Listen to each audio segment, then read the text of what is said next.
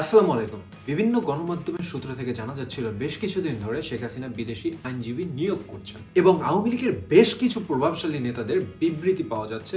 আর তাতে তারা তুলে ধরছেন শেখ হাসিনা বিদেশি আইনজীবী দিয়ে আইনি লড়াই করে নেক্সট নির্বাচনে অংশগ্রহণ করবে। এটা কি আসলেই সম্ভব? আপনারা একটা জিনিস খেয়াল করবেন, যখনই শেখ হাসিনার কোনো না কোনো বিবৃতি এসেছে তখনই দেশে একটা না একটা নৈরাজ্যকতার সৃষ্টি হয়েছে। দেখুন, তার এই বিবৃতি আসার পরপরই তার দোসররা পার্বত্য অঞ্চলে কি তাণ্ডবটাই না চালিয়েছেন। আর এগুলোর থেকে কি প্রমাণ হয় না এই ফোন আলাপ ফাঁস বা বিবৃতি এগুলো সবই একই ষড়যন্ত্রের অংশ?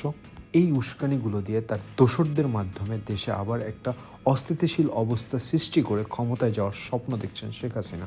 কারণ যেখানে উপদেষ্টা থেকে শুরু করে নেটিজনরা বিভিন্ন সময় আলোচনা করছেন কিভাবে শেখ হাসিনাকে ইন্ডিয়া থেকে ফিরিয়ে এনে বিচারের আওতায় আনা যায়, আর সেখানে শেখ হাসিনা উল্টো বিবৃতি দিচ্ছেন সে দেশে এসে নির্বাচন করবেন। বাস্তবতার সাথে কোনো মিল নেই, এটা উস্কানি ছাড়া আর কিছুই না। দেখুন, শেখ হাসিনা সবসময় ভয় দেখিয়ে দমিয়ে রাখার রাজনীতি করেছেন, আর তারই ধারাবাহিকতায় এখন তিনি আবারও মানুষকে ভয় দেখাচ্ছেন যে তিনি বাংলাদেশে আসবেন, তিনি পরবর্তী নির্বাচনে অংশগ্রহণ করবেন। আর তার যে আমলারা বর্তমানে বাংলাদেশে রয়ে গিয়েছে এবং তার যে নেতাকর্মীরা পালায়া যেতে পারে না, ওদেরকে সাহস যোগাচ্ছে, তোমরা ভয় পেও না, আমি আসব। এবং এই বিবৃতিগুলোর মাধ্যমে তার আমলাদেরকে বার্তা দেওয়ার চেষ্টা করছেন যে তোমরা আমার জন্য এখনো ফিল্ড রেডি রাখো, আমি যে কোনো সময় চলে আসব।